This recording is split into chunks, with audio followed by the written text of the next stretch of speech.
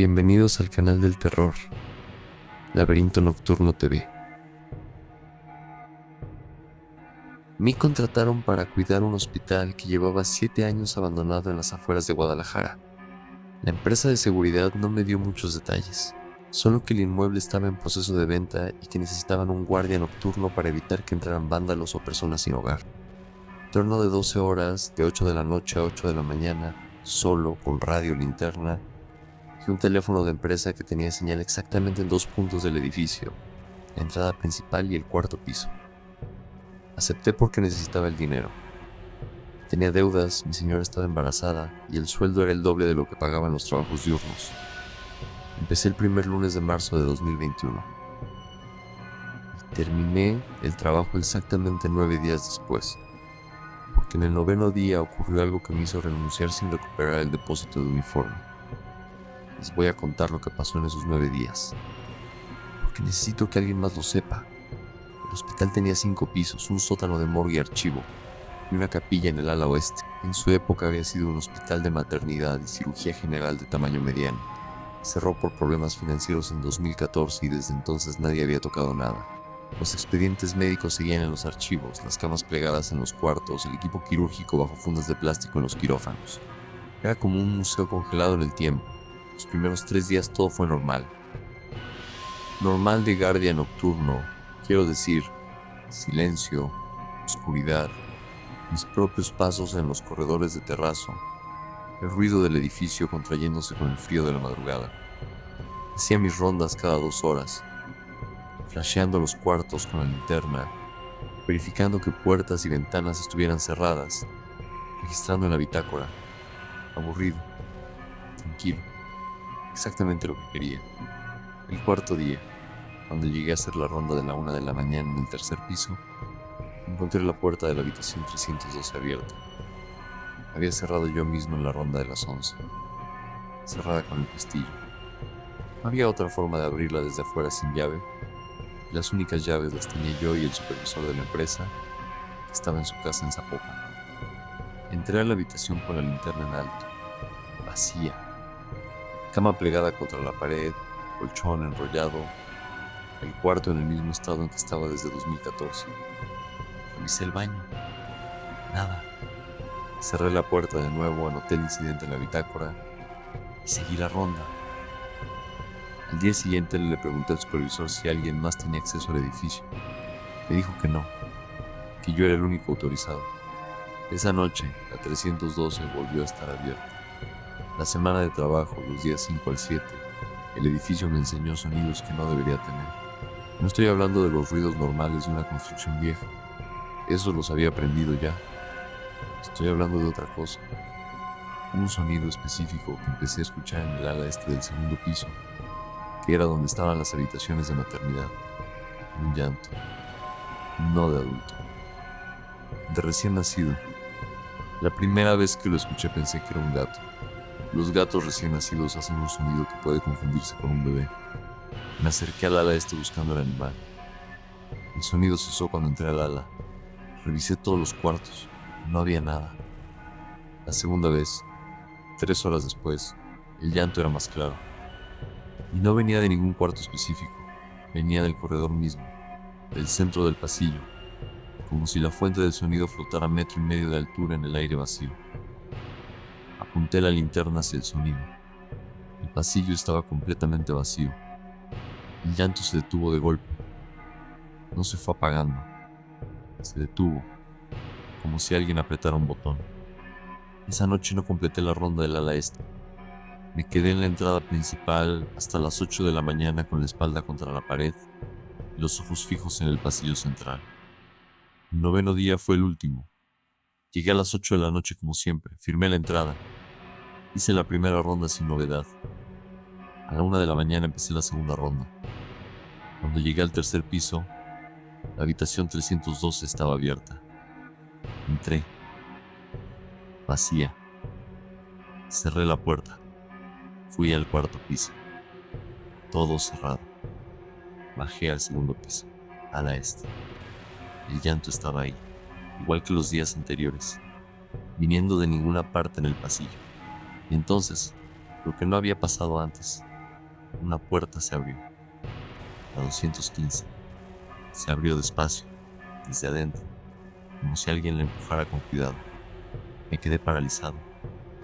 En 7 noches ninguna puerta se había movido sola. Se abrían por sí solas, sí, pero las encontraba sin las rondas. Nunca las había visto abrirse.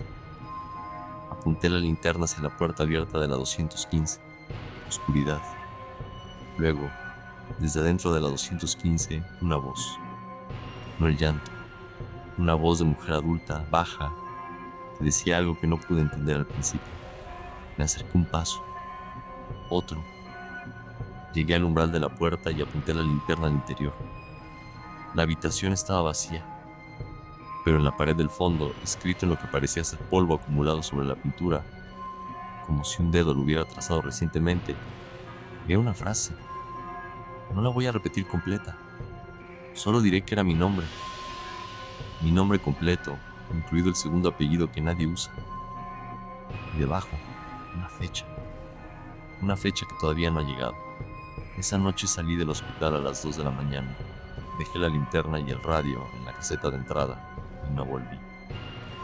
La fecha que vi en esa pared es dentro de 4 meses. Todavía no sé qué voy a hacer con eso.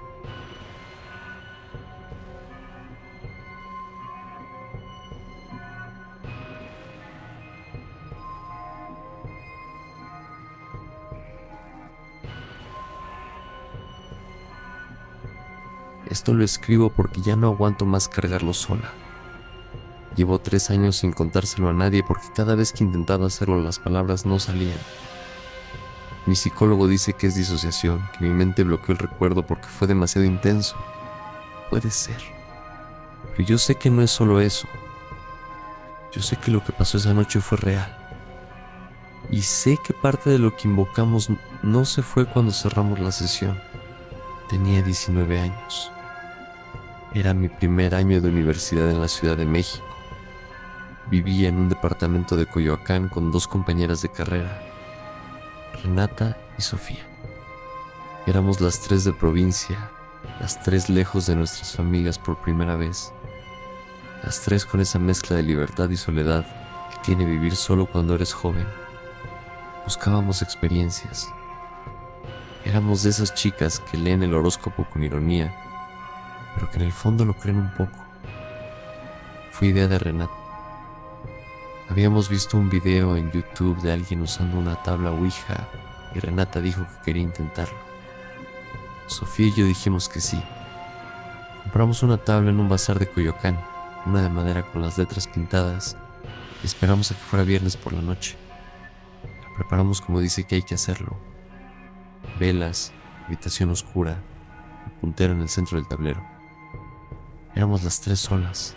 Renata había visto suficientes videos para saber el ritual básico. Abrir la sesión con una pregunta de bienvenida. Nunca preguntar por la muerte propia. No provocar. No insultar. Cerrar siempre al final. Los primeros 20 minutos no pasó nada especial. El puntero se movía hacia letras. Formaba palabras que podían ser sugestión colectiva. Respondió preguntas vagas con respuestas vagas. Sentíamos esa mezcla de emoción y risa nerviosa que tiene hacer algo que no debería tomarse en serio, pero que de todas formas te acelera el corazón. Entonces Renata preguntó: ¿cuántos hay aquí con nosotras? El puntero fue directo al número 3. Renata sonrió. Somos 3. Claro que dice 3. Sofía dijo: pregunta si hay alguien más. Renata preguntó: ¿hay alguien más además de nosotras 3? El puntero se movió. Dijo que sí. El ambiente cambió. No físicamente. No se apagaron las velas ni bajó la temperatura, aunque eso es lo que se dice en las historias. Fue algo más sutil. La manera en que las 3 nos miramos al mismo tiempo, sin que ninguno hubiera dado la señal de mirarse. Como si las 3 hubiéramos sentido lo mismo simultáneamente. Sofía preguntó: ¿quién eres? Las letras que deletreó el puntero no formaron un nombre. Formaron una frase. ¿Quién vivió aquí? Renata dijo en voz baja, sin apartar los ojos del tablero: chicas, este departamento es nuevo. Nadie vivió aquí antes. Yo, sin saber por qué lo decía, sin haberlo pensado antes, escuché mi propia voz decir: el terreno no es nuevo. El puntero empezó a moverse rápido, muy rápido, con una fuerza que ya no sentíamos venir de nuestros dedos. Formó palabras que ninguna de las tres entendimos completamente porque se sucedían sin pausas. Nombres, fechas, lo que parecían ser indicaciones. Y luego se detuvo en el centro del tablero y no se movió más, aunque seguíamos con los dedos encima. Renata dijo: hay que cerrarlo. Dijo las palabras de cierre que había aprendido en los videos. El puntero no se movió hacia el adiós como se supone que debe hacerlo. Simplemente no se movió. Quitamos los dedos, apagamos las velas, encendimos las luces. Las tres estábamos temblando, aunque ninguna lo admitió esa noche. Esa noche dormí con la luz encendida. A las 3 de la mañana me desperté porque alguien me tocó el hombro. No bruscamente, con cuidado, como se despierta alguien. Giré la cabeza y no había nadie. Al día siguiente le pregunté a Renata si ella me había despertado. Me dijo que no. Sofía también. Ninguna de las dos había entrado en mi cuarto. Eso fue solo el principio. Durante las siguientes 2 semanas en el departamento pasaron cosas que las tres vivimos. Ruidos en paredes, puertas que no cerraban bien de repente, el televisor que se encendía solo a la misma hora todas las noches.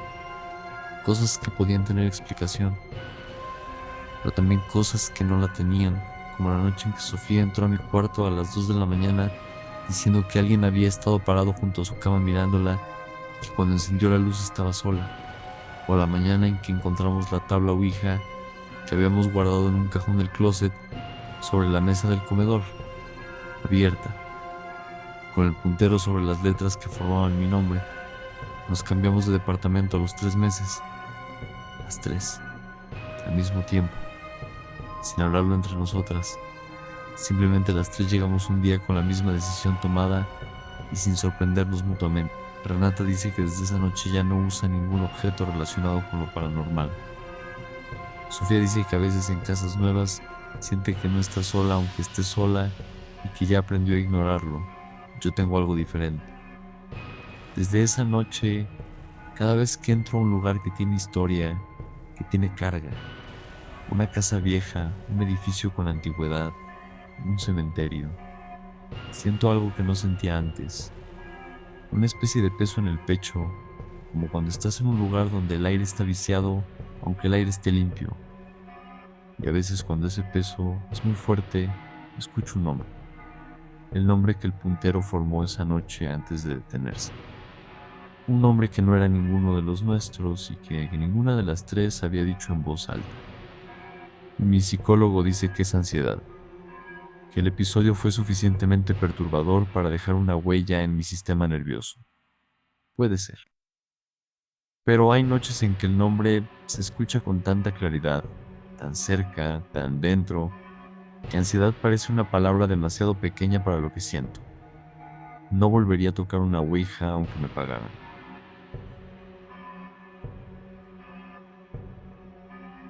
Gracias por ver el video. Deja tu comentario si vienes de la plataforma de TikTok para que te incluyan los saludos del siguiente video. No te olvides de seguirme para más contenido de terror. Descansa si es que puedes.